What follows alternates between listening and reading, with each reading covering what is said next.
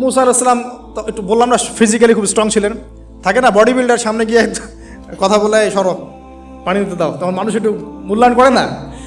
তো মুসা আলাইহিস সালাম এভাবে পানি নিয়ে দিলেন এবং বাছুরদেরকে পানি পান করালেন, করিয়ে গাছের নিচে এসে বসে আছেন। বসে বসে তিনি দোয়া করছেন, এই যে দোয়াটা তিনি দোয়া করছেন, রব্বি, একটা নেক কাজ করলেন, নেক কাজ করলেন না, মানুষের উপকার করলেন, নেক কাজ করে এসে গাছের নিচে বসে দোয়া করছেন, আল্লাহ এখানে তো আমার খাবার পানি বাসস্থান কিছুই নাই, আমি কি করব।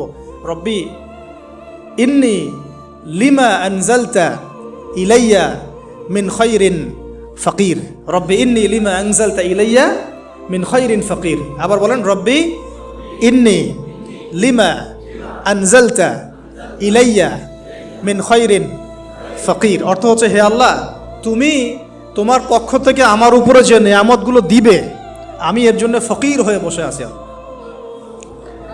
অর্থ বুঝে পড়বেন ভাই, নামাজ রোজা